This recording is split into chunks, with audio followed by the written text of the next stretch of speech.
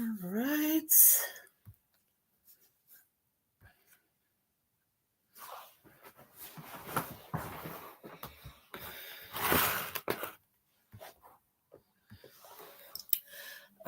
Good evening, everyone, and welcome to Atp Live Monday. All right. Good evening, everyone. Happy December. I can't believe it's already New Year here. I mean, we're already in the last month of the year. Amazing, amazing. Good evening, everyone. Welcome to ATP Live Monday. I guess this will be one of the very last sets of ATP Live Monday. Maybe we got about 3 more. Let me see how many Mondays do we have in December. Yeah, we have 5 Mondays. Oh, amazing. But guess we have 2 more because from the 23rd, ATP will be closed for 2024, and then we will see you again in January.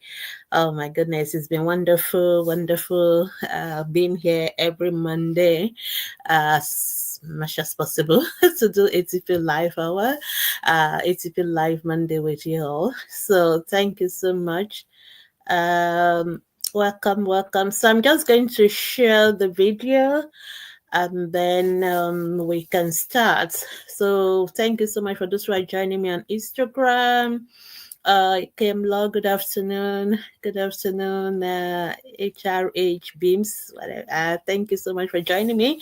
All right, so I'm just going to share the videos to all our groups so that everybody can join us and then we can start. So for those who are joining us for the first time, HTP Live Monday, this is a program where you get to ask any question that you may have about the health of your children, and you will get answer immediately from a pediatrician.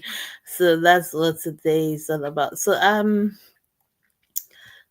sorry, I'm just trying to make sure I'm sharing the video to our links so that everybody can see and everybody can hear. So if you have any question, you can start to drop your questions and then we will start to answer them once I'm done with all the sharing and the pinning, and then we can start. And also just to remind you that if you have any question beyond the live session, you can always ask your questions Monday to Friday on our Ask the Pediatricians Facebook group. So we are always there. So at least we'll still be there from now till I think 21st of December, after which we are going to go on break, like our usual annual break. So feel free to ask your questions. Mondays to Saturdays, we will always answer your questions on any health issues that relate to your children. You can ask that on Ask the Pediatrician Facebook group. For questions that have to do with other health issues, you can ask on our ATP family. We also have groups for first-time mothers and as well as groups for those who may have been bereaved or have lost pregnancy or children, just want some kind of emotional support around that. We also have a group, ATP Still a Mom group. So those are our groups. So you are welcome to post on our groups from Mondays to Saturdays, any 24 hours each day, and we will answer your questions. So we kind of provide like a first line service. So you have any question, you're still not sure what to do, just ask and we will tell you what to do. And of course, if you need to go to the hospital as well, we will let you know. So that's what we do on ATP. And beyond what we do online, we are also doing community medical outreaches in communities and in schools. So, and we also have lots of resources online. We have our YouTube channel where you can watch all these videos and other teaching videos. We have our podcast, Ask Dr. Gbemisola ATP podcast. We also have our website, www.askthepediatricians.com, where you can also read about some of these topics as well. So we have all these resources, and the goal is to help parents raise healthy children. We don't want any child dying from preventable causes. So that's what we do on ATP. So thank you so much for joining me. I think I'm almost done with all the sharing and the pinning, and then we can go ahead and start to ask and answer questions. Just give me a couple more minutes to pin them in other groups. Oh, okay, I didn't share to this particular group. Okay. Just a couple more. But if you have any question, you can start to ask your questions just on Instagram. Thank you so much for joining. Start to post your questions now, and then we'll try and answer them in a nice 60. Oh no, it's now 54 minutes left. Just an hour program. But like I said, even if you have any question beyond the live session, you can always post those questions on our group. So not a problem at all. We'll answer them. Just a little bit of housekeeping. If you are asking questions, please and please always start with the age of the child. It amazes me how many times I have to say that, both on the ATP Live Monday and on our Facebook group. People just post questions, no age, nothing. Remember that when you're asking questions, we are not there. The pediatrician is not there by your side. So we are only relying on what you tell us to make a picture. So if you just say my baby and you just go on and you don't tell us the age, we have no clue. And as pediatricians, we take care of children 0 to 18 years. So that's a huge group, and so we always need to have an idea of what age group are we talking about, because the answers may be different depending on the age that we are talking about. So please always start with the age of the child. If you want to ask us question about your child's weight, not gaining weight or losing weight, whatever, please tell us the weight, at least the one you know. Maybe birth weights and the last one you remember. Just tell us. That'll give us an idea as well to have an objective evidence of how the weight is right now. So those are basic things. Of course, we can't answer questions about rashes without seeing them. So, and unfortunately, you won't be able to post pictures on a live session. So for those who have questions about rashes, you will have to post on our group and try and put a picture there. And please, when putting pictures, don't take negative, don't take naked pictures of children. Don't take pictures of genitals. We are not going to approve that. It's against our group rules. It's against Facebook community rules on nudity and stuff like that. So please don't. I know to you it doesn't mean anything, but it's a lot to post such on group. And some of you also send private messages, including WhatsApp, and send pictures like that. Don't do that. It is actually a criminal offense to share naked pictures of children. It is, I know you are not sharing it from that perspective, but you are trying to ask a question, but all the same is still regarded as child pornography, and you should never do that. So anything that you cannot ask without sharing naked pictures, you have to come to the hospital so we can see you. So remember, children also have a right to their own privacy, so don't just take pictures and send, and you can put the professional in a lot of trouble. Okay, so I think I'm done with all my sharing and pinning, and I can start to answer any questions now. So if you have any question, please ask your question. I think I have a question from Princess Sharon. Good evening. My baby had catarrh when she was 2 weeks old. Took her to the hospital. We were able to do STEMI and give saline drop. And she's going to 2 months. She's still having it.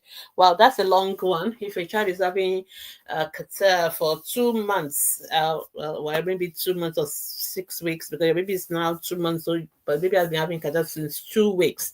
That is a long one. Usually, most catarrh that are just due to viral infections, they should not last more than 2 weeks, and they should clear Most of them don't require any treatment. I'm very wary of asking mother to do steaming and all that, because hot water burns is a very, very serious risk in this age group where mothers are sleep deprived and carrying baby with hot water, accident to happen. So I usually don't recommend hot water steaming for babies, because I know the risk of hot water burns is higher. Saline drops, if the nose is blocked, is helpful. But most of the time, they are viral infections, they resolve on their own.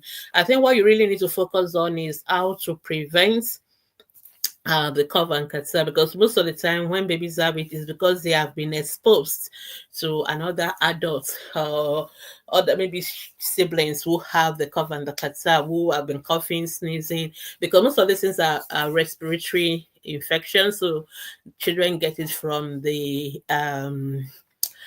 other people who have it. So we always recommend that you keep them away from people who have cough catarrh. We recommend hand washing. We recommend that there's no smoker in the house, and you don't take children to the kitchen when you are cooking, frying, all the smokes. Those are things that can irritate their airway. We recommend that you breastfeed your babies exclusively, because that protects their airway from all these respiratory infections. So those are the things we expect you to do to protect the child from acute respiratory infections. So if you're doing that and breastfeeding, we don't expect the child to still be having catarrh for more than 2 weeks. So if the child is having more than 2 weeks, then I'll recommend you go back to the hospital and let them check the child again to know why he's persistent. But first, before you do that, make sure you actually do all these right things I've mentioned about, because those are the things that are important. So as long as the child is not exposed to people having cough and catarrh, you are breastfeeding exclusively, you're keeping baby away from smokes and fumes, things that can irritate the airway. We don't expect the child to be having respiratory infection going on for 2 weeks or more than 2 weeks. So please see your pediatrician again, and then they can do further evaluation. I hope, Princess Sharon, you're still there listening. If you are, just let me know that you got that message. All right. So if you still have questions, please ask your questions now. Let's try and ask our questions early so that we don't rush towards the end. All right, Messi Chris Morrison.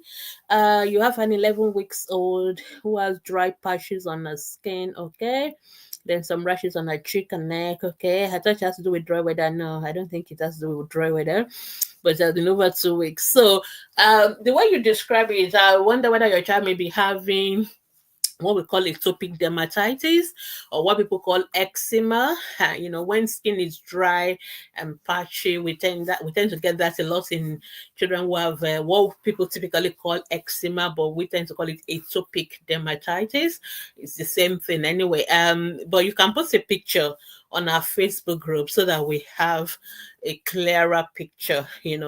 Most of these conditions are due to babies having very sensitive skin, and then we using products that the children are kind of sensitive to. So we always want you to just basic thing for everybody. Number one, use only natural products on your baby's skin. We don't recommend using antiseptic soap, medicated soap. No, use just the natural soap. If you can use the black soap that doesn't have any perfume and all that, that would be lovely. Use plain natural products for the baby's skin. Things like your shea butter, ori, your coconut oil, your olive oil, Vaseline Blue Seal. I know those are not the things most parents go for. We tend to go for all these nice baby sweet smelling stuff, but most of those stuff are loaded with chemicals, and they tend to make baby skin babies that have sensitive skin tend to come up with rashes and they're allergic to them. So we recommend that you use natural products, your your Vaseline Blue Seal without any perfume, your coconut oil, and keep the baby skin moisturized. So you apply it's not just once a day in the morning, or sometimes you have to apply it frequently and all that. And make sure even things like the soap that you use to wash your baby's clothes, make sure you rinse them off thoroughly. Don't put too much detergent. Most of the baby's clothes are not that dirty anyway. They're not gone playing in the mud. So make sure when you wash the clothes, do just very minimum detergent. Some of those detergents, there are some that are actually said dermatologically tested for babies or hypoallergenic. It's better to use them and make sure they are rinsed thoroughly, no soap left in the clothes. You may have to rinse it twice. Sometimes even after the washing machine, you may have to run it again and make sure just plain water rinse off and make sure it's completely dried and ironed. So these are simple things you can do as well. Make sure your children are breastfed. I know people wonder what's the link between breastfeeding and all this skin condition, because some of this formula that we give our babies can actually be reacting to them as well, and it can also manifest as skin rashes. So we want you to exclusively breastfeed your babies. It protects them from most of these allergic conditions, including the skin one as well. Again, why we want you to breastfeed. So do that first. If you are doing all that and the rashes are sometimes just doing all that, the rashes may just kind of clear away. But if not, they are not clearing, please see a pediatrician or a dermatologist. Please don't do self-medication or just go to buy what friends and family recommend. Go and buy this cream. Go and buy. Some of those cream can make things worse. So if the usual avoiding the allergens, moisturizing the skin are not helpful enough, then we can give some anti-allergy creams and stuff like that, including steroids. But there's a way we give it, there's a quantity to give, there's an amount to give. So we have to make sure you're doing it right. So usually a specialist has to prescribe that. Don't do self-medication. So I'll recommend those are the lines of action I will recommend. And some children, for some mothers who have battled a lot with atopic dermatitis or eczema, it's not a curative kind of condition. Even when we give you creams, it doesn't cure it, because these are conditions that are part of your child. They are genetic. The child is just sensitive to those things, so you can't take it away from them, but we can only manage it.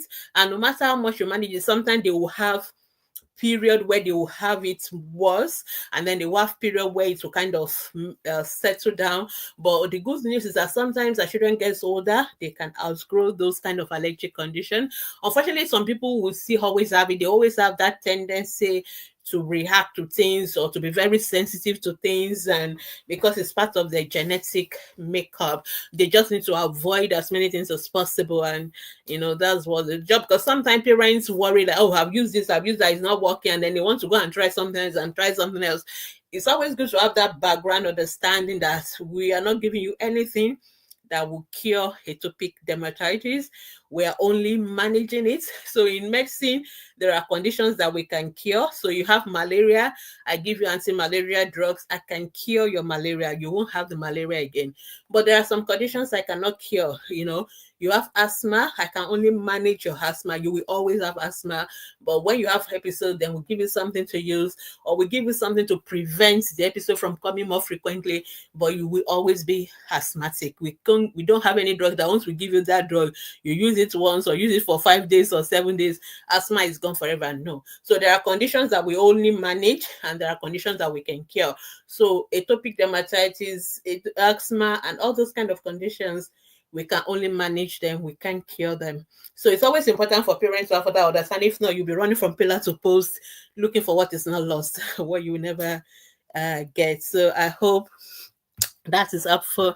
All right, got a question on Instagram before you disappear. Loretta Moll, thank you, doctor, for all you do. My 6-month-old baby weighs 8 kilos. That is good. The weight is not too much.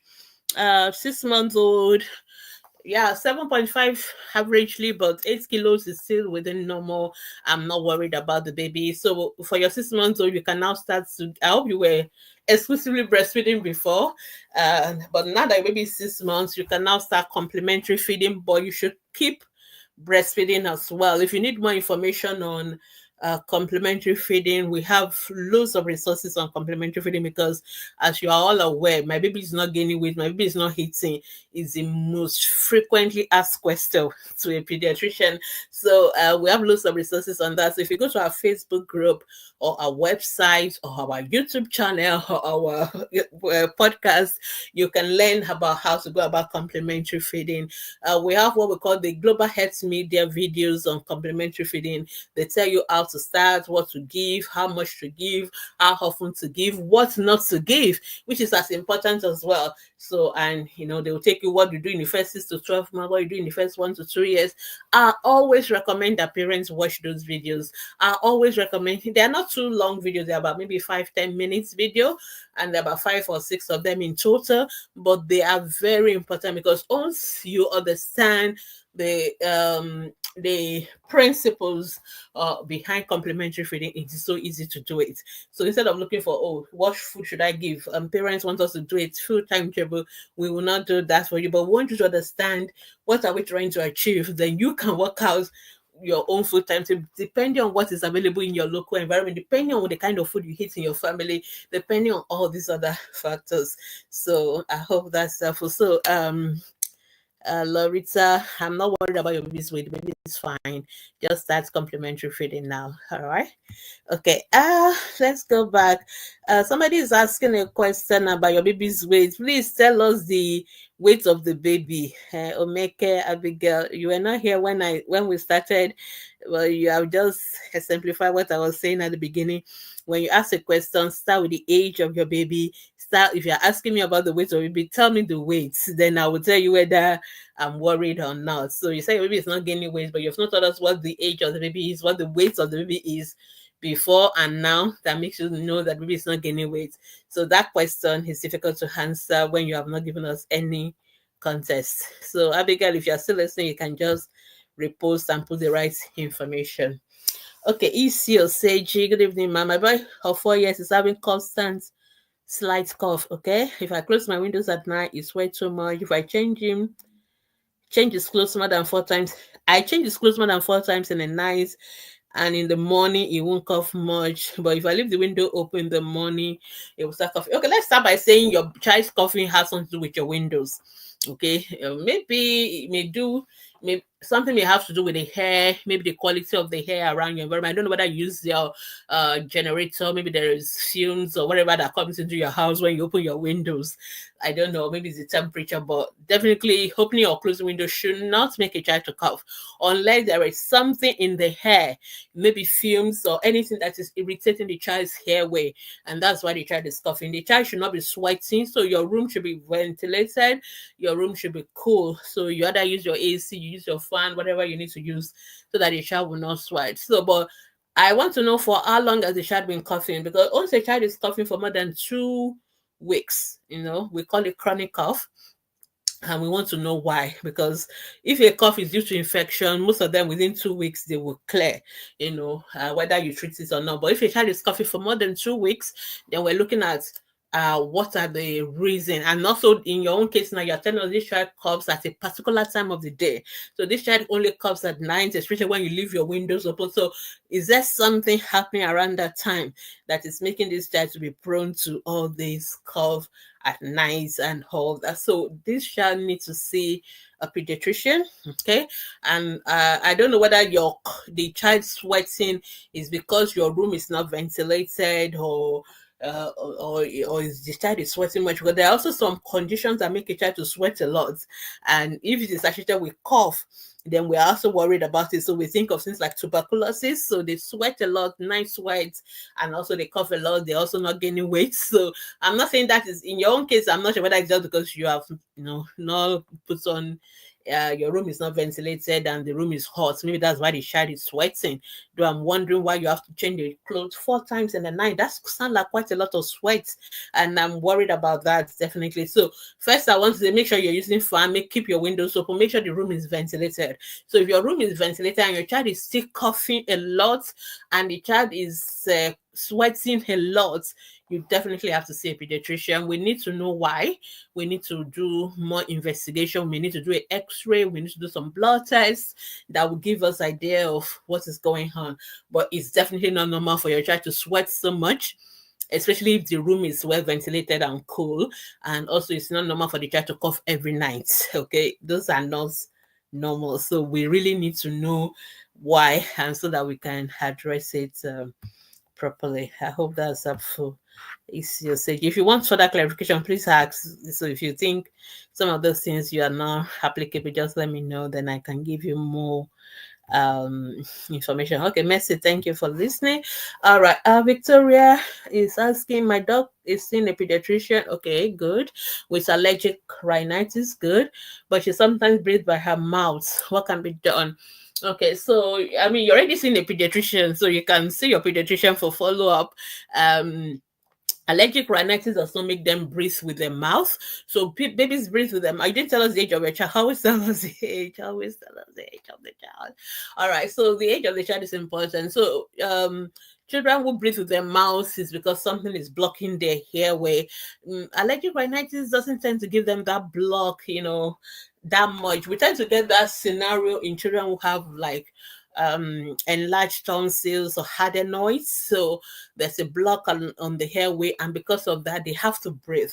Though it can happen with allergic rhinitis, but it's not a typical thing. So allergic rhinitis, they tend to more sneeze a lot and have running nose all the time. Then they have this, they're always itching their nose, sneezing. That's what we get with allergic rhinitis, especially maybe first in the morning or when they are exposed to certain allergic triggers. So, but the blocking of the nose, especially if there's snoring, if there is mouth breathing, we tend to get more with adenoid enlargements, and that is a different thing entirely from allergic rhinitis. But good news is that you're already seeing a pediatrician. So I would say arrange for a follow-up appointment with your pediatrician. Let them see, so they can look into the throat, they can look into the airway, and they will tell you whether there is more than just allergic rhinitis, which can happen. Things can happen together in the same child. So I hope that is helpful, Victoria. But if you want to clarify, please let me know. Jumai Onwubuya, good evening, Doc. Thank you for all you do for us. Thank you. My daughter of 8 years is always opening her mouth. Okay, that sounds like okay, Victoria's question, but always opening her mouth. Is it like an habit, or is she mouth breathing? Is she drooling saliva? I always want to know. That's what is the other things that goes with it. Okay, Jemima might say your child is 4 turning on 5. Okay, that's good. So let's go back to Jemai's question. All right. So I need to know more information about this opening of the mouth. Is she doing it as an habit, like she forgets herself and her mouth is opening, or is it like, because some children also will have what we call like their face is kind of droopy, and they sometimes open their mouth, or some children is because they're drooling. Actually, if it's children who have other neurological conditions, or some children are mouth breathing because they have enlarged adenoids or stuff like that. So for Jumai, we need to have more information around this opening of the mouth. We need to know why first. So because that is what will determine what we're going to do about it. So if your child is opening the mouth because it's she right, she's mouth breathing, then we need to see the ENT doctors. If it's just an habit, that's when you can tell her, okay, close your mouth, or remind her, But if it's not an habit, if it's a medical issue, we have to sort out the underlying issue first. If it's a neurological condition, we need to sort it out. We can't expect her to control it herself. So, but if it's just an habit thing, then you can always give her reminders and positive praise and all that to help her overcome it. So, but we really need to have clarity on why first, and that's what we determine what we do. Okay. Yes, Victoria, yes. So your 4 year annual 5, please see your pediatrician, let them examine, make sure there's no enlarged adenoids and all that. Okay, Cynthia is asking, good evening. My 15-month-old baby has this rash around his genital. It's fairer than his skin color. What could it be? It could be a nappy rash or fungal. It could be both. I wouldn't know until I say it. But discoloration sound more like a fungal infection rather than a nappy rash, of course. But usually it's very easy. What I normally tell parents is, whether it's a nappy rash or not, first of all, make sure you're doing the right thing in terms of prevention of nappy rashes. So make sure you're changing the nappies frequently. Change nappies not only when children are wet in nappies, but not only when they have soiled in nappies, but when it is wet. I know economy is not smiling, but we still need to change the nappies frequently, because the prolonged contact between the urine or the poo with the skin will cause irritation of the skin and can lead to rashes. Make sure you use diaper creams like your pseudo cream, like your vaccine. You have to create a barrier between the skin and those waste products in the nappy. So we don't want you to use powder. Don't use powder in the nappy area, because when you use powder actually reacts to the water of the urine or the pool, and they actually create a chemical reaction and actually cause irritation. Whereas when you use creams or Vaseline or pseudo cream, things like that, they create like a thin layer of barrier between the skin and the waste products. And of course, you also changing the nappy frequently, so there's not enough time for those waste products to cause a reaction on the skin. So if you are doing the right thing, most nappy rashes will just go away on their own. You don't need any treatment, because once you are changing the nappies, you're applying your diaper cream, they just go away. But if the rashes are still there, that's why you're changing nappies frequently, using diaper cream, not using powder, not doing the wrong stuff, then it's most likely an infection, because that's not going to go away with you changing nappies or using the diaper cream. That requires treatment with appropriate antifungal medication. But you as a parent, it's not your job to know which is which. So it's better to see a doctor, and then we can examine the baby. Unfortunately, you can't post a picture of genital area also on our group. So you have to see a doctor physically so that they can examine, and then they can tell you what to do. So that is that. Number 2 question, you say he always crosses his leg while sitting. Yeah, so a lot of parents, because I used to I remember there's time I answered a question about crossing legs, and then everybody started asking me, oh, my baby cross leg, my baby cross leg. So crossing leg it could be a sign of a child who is going to develop cerebral palsy. But it's not just that they cross their leg. The leg will be stiff, and then when you try to open it, it's difficult to uncross the leg. And even if you manage to uncross it, then they are back again within seconds or minutes. So that is what we call scissoring. It's a sign we see in children with neurological problems. So it's not just the occasional child who just manage to cross his leg, but it's not something the child does all the time, or it's something that even though the child crosses the leg, when you remove the leg from the cross position, nothing happen, the child doesn't go back, and the legs are not safe, the child is walking, the child development is fine. So for those children, I'm not worried if they occasionally cross the leg. But for children that I am worried, as a neurologist, is when they constantly have that leg crossed, you can't easily uncross it, or the legs are very stiff, and this child also has developmental delay. So the child is not yet walking, it's not yet doing so many things. So those are the kind of children that's how we worry about. But I always separate. If you are not sure, always see us and see a colleague for proper evaluation. All right. Then you ask is sometimes tiptoes. Babies, all children tiptoes. Most children will tiptoe when they start to walk. We are not worried again about that. But if they are tiptoeing by age of 2 years, we expect them to have stopped by age of 2 years. So if they are still tiptoeing after 2 years, that is when it's going to be a problem, and that's when we worry about it. So whether there's something neurological, or it could be part of condition like autism and all that. So, but tiptoeing before the age of 2 years, we are definitely not worried about it. So I hope I've been able to answer all your questions, Cynthia. All right. Instagram people, ask your questions. I can't seem to see any question on Instagram, but it's fine. As long as you don't have any question. But if you have question, please ask. Okay, do you mind? You are giving me update that it's an habit. So if it's an habit, it's just to remind her to close her mouth. But then it's also very, at age of 8, it's not a very usual habit for a child to have at age of 8. Most of the time they may have it 4, 5, but usually most of those habits children tend to outgrow them by the age of 6. So if a child is still doing at 8, just try and make sure there's nothing else. Before you just assume it's an habit, I would just say see a pediatrician first. Let them just check your child over, make sure there's nothing else going on. And if they now say, nothing in the throat, nothing in neurological system, all the usual causes of such things, they rule it out, then we can all assume it's the habit, and then we can now focus on behavior strategies and all that. Okay. All right. Cynthia say it's not safe, it does it often, but it takes it back when what do you mean it takes it back? You mean it returns to that position when you remove it? All right. So if you but your child is already working anyway, so the child doesn't sound like the child has any developmental delay. But then this your child is also tiptoeing. If you just want to have a second opinion, maybe when you go to the hospital for your 15 months immunization, have you done your 15 months immunization? If not, just go to your hospital, just let your doctor have a look if you're worried about it.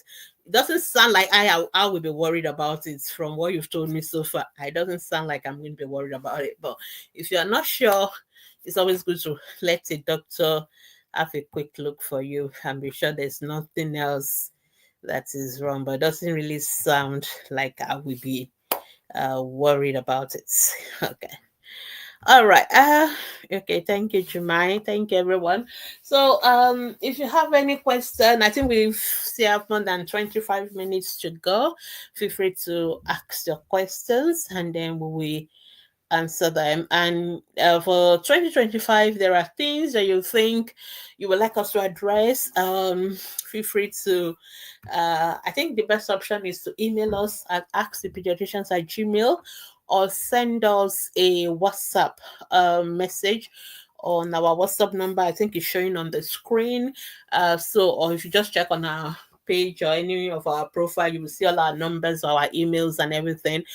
Send us any message on maybe particular topics you like us to address, or issues, or maybe things you think we can do to help you raise healthy children better in terms of health issues. Feel free to uh, send us those messages, and we'll try and accommodate them in our plan for 2025. Okay, I don't seem to have any question right now, so I'm still here, but feel free to somebody asked me a question about Omega Abigail. I was still waiting for you to tell us the age and the weight of your child. It's so important to know, because sometimes parents say my baby is not gaining weight, or my baby's weight is not optimal. But when you check the weight is actually okay, So it's always good to have that information. Okay, Isi Oseji is giving us an update. Okay, you say your child coughs during the day, but not so severe, but like someone who is trying to clear his throat. I don't know how to describe it. Okay. In the aspect of sweater, I don't use generator because I do have constant electricity. I did a lab test on him, and the result indicated little infection in the bloodstream. Was had to use several exam. And actually, I don't like parents going to do blood tests without seeing a doctor first. It's wrong. I don't know when we started doing that in Nigeria. I mean, there are some bad habits we need to let go with 2024. One of them is parents just taking our children to do blood tests without seeing a doctor first. Number one is wrong, uh, because it is when we see your child that we will know the right test to do. I understand that maybe most of the time when you come to us, we always ask you for food block and malaria trials. So most parents offer there's no need to go to the doctors and I just go and do my test myself. No, but there are other tests we do beyond food block count. Trust me, we do a lot of other tests beyond food block counts and malaria parasite. For a child who has been coughing, what I want to do is a chest x-ray, not even the food block count. Okay. And then lab people are not supposed to be interpreting results, okay, especially in children, because most of them actually interpret those results based on the adult levels. So most of the time when you see blood results, they will write what is the normal in front of it. That normal they write in front of it is actually for the adults, not for children. So the way we interpret children's results is different. And depending on the age of the child as well, it's also different. So that's why it's not appropriate for you to go and just do blood tests or go by the lab scientist recommendation to go and use antibiotics. Again, antibiotics has to be prescribed by a doctor. This is also one of our bad habits in Nigeria. We just walk into any pharmacy and buy antibiotics, cefuroxime. That's a very powerful antibiotic, even for a parent. Most pediatricians will not prescribe it as the first line for a child who is coughing anyway. So we don't want you to be doing that. The reason why you do, if you do that a lot, when your child really need those antibiotics, the child they may not work anymore, because there's what we call antibiotic resistance. When we use antibiotics indiscriminately, when it is not necessary, we create scenario for what we call antibiotic resistance, and that means that whenever we now need the antibiotics, it may not work actually. So this is one of the reasons we need to avoid doing this to protect our children from that scenario. So I would strongly recommend that you see a doctor, preferably a pediatrician. I want them to examine the child's chest. From what you told me now, your child should not be sweating so much. So if the child is sweating so much, that's why that you're using generator and all that. So you are trying to tell me your house is cool and not hot and all that. Then I worry so much there is more going on. Again, I want to let parents know, especially for those of us listening to me from Nigeria, there are more issues that can affect children beyond malaria and infection. There are many more conditions that we treat as doctors, and unfortunately, parents don't think of those things. Everything is not malaria, everything is not infection. There are many more things. So, which is why it's always good to see a doctor so that we can look out for those ones. Actually, don't also go again. I think the issue is, so some of us go to all these private hospitals where the only two conditions they treat is malaria and typhoid, and so everybody's always, I have malaria, typhoid. They always, most people don't have malaria and typhoid. It's very rare for you to have the two together. Very, very rare. So most of these Nigerians walking around and saying I have malaria, typhoid, you don't have none of those. So but then some hospitals, that's only the diagnosis they make, but which is really not true. So there are more conditions that can affect people than malaria and typhoid. And so we need to make sure that we go to the right professionals. If for children, I always want to see a pediatrician so that they can do a proper evaluation of the child. Look, there are things we look at that most people will not look at. So I want to know what's the ESR for this child. I want to know some other things. They may have done the test, but they may not even have done it, but I will be asking for that. So it's very important. I would recommend you go to a government hospital. Could be a general hospital, could be a teaching hospital, but at least where there's a pediatrician so that they can do a proper evaluation of the child, and then they can tell you what to do. All right. So I'm really, really worried about that. Your child sweating so much in the nights and with all the cough is really very significant, and we need to know why. So please do the needful. All right, okay, let's leave that. Cynthia is saying, what could cause discoloration on my 15-month-old teeth? The white color wore off and brown. I'm not sure what you mean by the white color. Is the teeth, are the teeth brown or not? I don't understand what you mean by one wore off and one is brown. Anyway, there are many reasons why your a child's teeth can be discolored, and there are many causes. And the most worrisome one for me is when parents give children drugs that they should not be giving them. All right. So, for example, we don't want you to give children drugs for diarrhea. Many parents give their children tetracycline. You should never give it to children below the age of 8 years.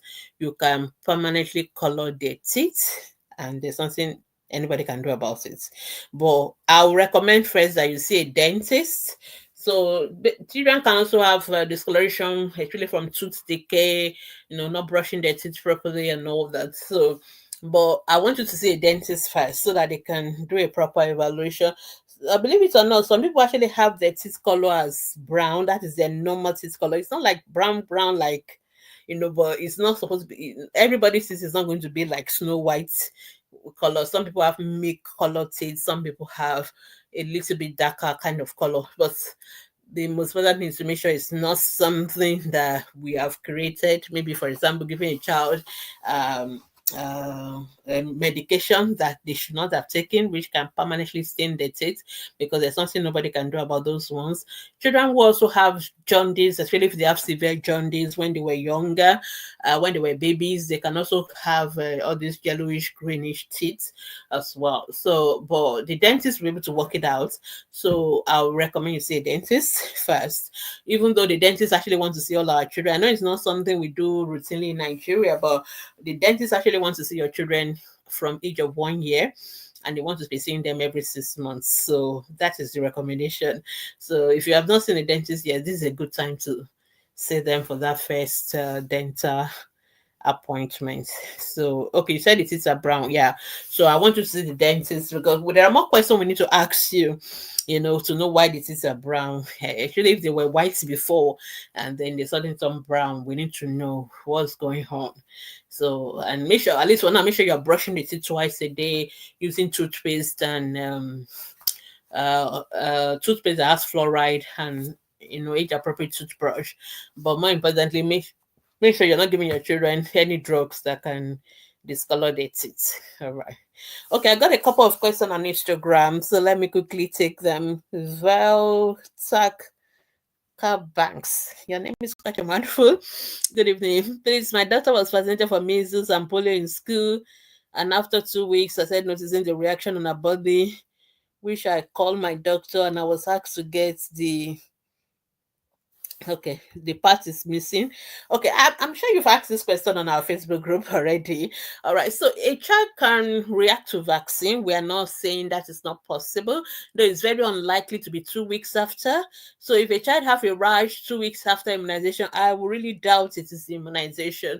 If it's immunization, it should most likely be almost immediately, but it doesn't matter what it is. And I would like to see the rashes that your child has, because nothing stop your child from having another illness, even though the child has just been given measles vaccine. In other words, it could just be a coincidence that the child who is about to have these rashes, or maybe the child is even about to have the measles and then got the measles immunization. But at this point, we're not sure. The only way to be sure is actually to do a test, what we call a virology test, to know whether the child is actually having acute measles, and then, or is this child reacting to the immunization?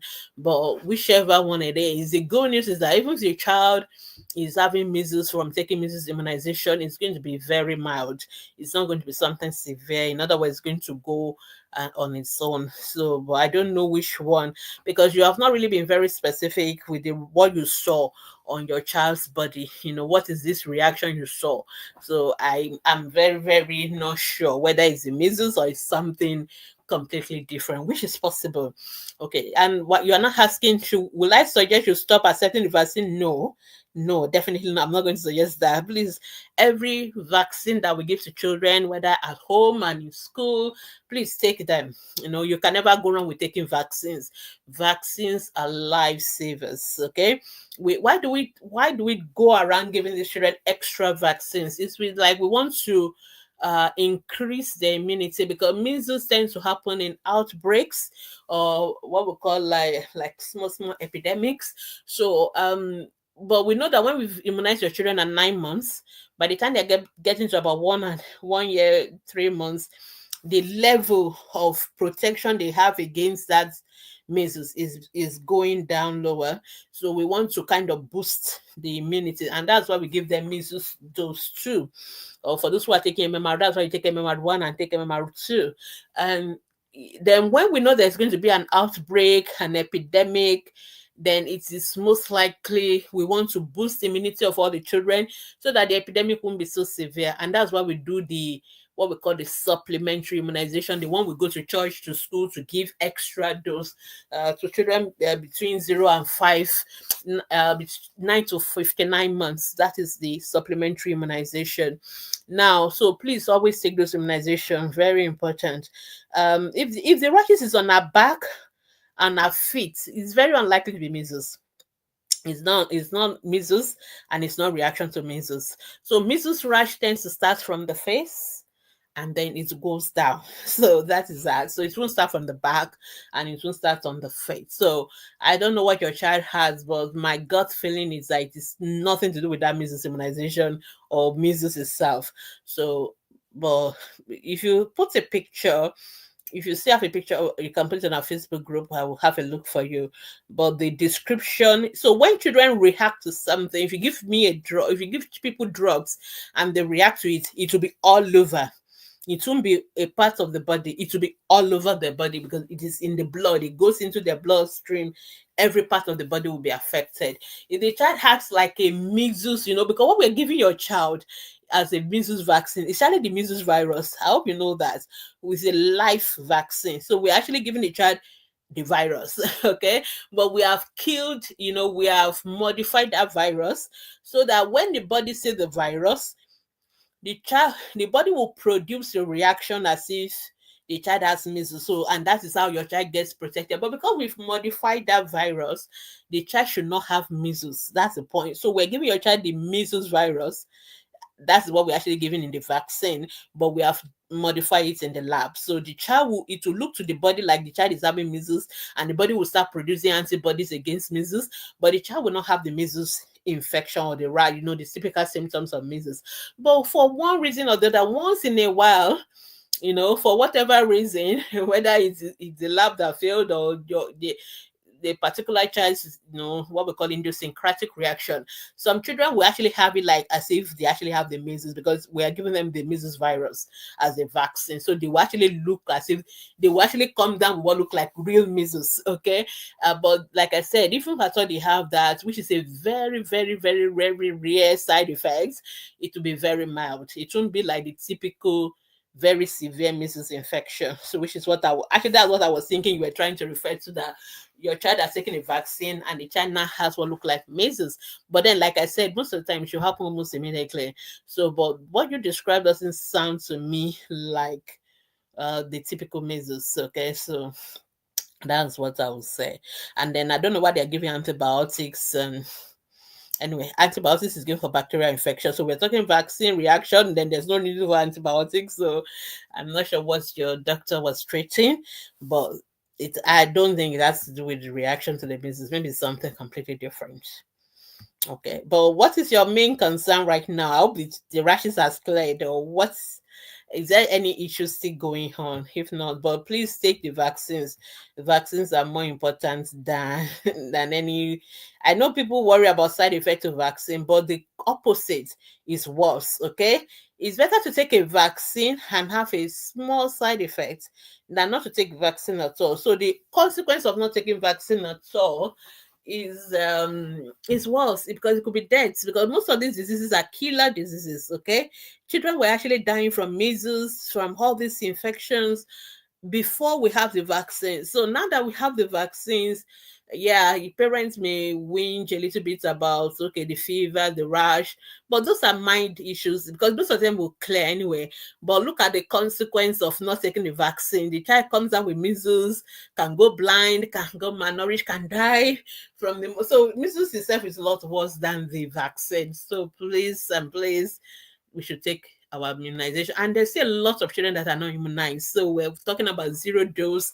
We want to make sure all our children are immunized against all these horrible vaccine preventable diseases. There's no reason why any child should still have measles in 2024 or in 2025 when we have a vaccine against it. So please don't, because some people are listening now and say, thank God, I will not allow my own daughter to take the vaccine. I will not allow my son. Please take the vaccine. All these side effects are very rare. Well, of course, we are not saying they are 0, but they are very rare. Only very few children will still have them. But even for those who have them, they're actually mild and nothing to worry about. Vaccines are generally safe. So that's the message. All right. Same thing. My 14-year-old sister had yellow fever vaccine some years ago, but occasionally the site swell and it's painful. The site from 14 years ago is not the vaccine. Okay, you need to go to the hospital to know what is exactly that is making that place to swell up and become painful. I don't think it has anything to do with vaccine from years ago. Usually if you have immunization, the sites of that's the most common side effects of immunization. The point where they give you the vaccine may look red, may be painful. You may have a little bit of what we call myalgia, like pain around your hands and stuff. But within 2-3 days, all those one will go, whether you take paracetamol or not. But if a child is still having a swelling around the area, 14 years, some years ago, no, it's not a vaccine reaction. There's something else in that place that needs to be looked at, and it's definitely not the vaccine. So I'll recommend that your sister should check up with the doctor to know what exactly is wrong. Okay, well, you're saying you're worried about the side effects. Yeah, the rashes have cleared. Good. Which side effects? Is it the rashes? Number one, the rash, the what you described, to be honest, I'm not even sure is a side effect of the vaccine. I think it's something else altogether. Number one, it happens 2 weeks after. Number two, the area is not all over the child's body. It doesn't sound like a reaction to a vaccine. It doesn't sound like it has anything to do with your measles at all. But I understand that parents, we always do a link, because the only thing you've done recently is that your child has taken immunization and your child has a rash. Then automatically you link it together, but it may not be linked together. In other words, if your child didn't take the measles vaccine, the child could still have had those rashes and has nothing to do with the measles. And that is my own thinking. So it has nothing to do with measles at all. And if you ask your other parents in your children's school, I'm sure most of them didn't have any, most of the other children didn't have anything at all. So if it's like all the children in the school now came down with the same thing, then you can say, oh, maybe it's the vaccine. But I'm sure they gave maybe hundreds of children in the school the same vaccine and they're all fine. Nothing happened to them 2 weeks after. So I wouldn't really say it's the vaccine. And if you say it's only on the legs, on the back and legs, very unlikely to be a reaction. And 2 weeks after, very, very unlikely. But like I said, the only way we'll be sure is there are some tests we can do really. But the most important that is as clear. But please take the vaccines. Your children need those vaccines. They are very important. They are, the side effects are not issues at all. All right. So yes. Okay, Cynthia is saying, yeah, 4 years ago is still a long time for you to be having swelling and redness, or what do you call it, pain and and swelling. 4 years after taking a vaccine, it is not a vaccine. Okay, it is now. But that is also not normal. It is not normal to be having swelling and pain in a particular part of your body. I really want your sister to see a doctor. We need to know why, because there may be something there that needs to be dealt with that has not been dealt with. So it's very important to have a proper evaluation of that. All right. I hope that's helpful. Yeah. So, all right. We have 5 more minutes to go.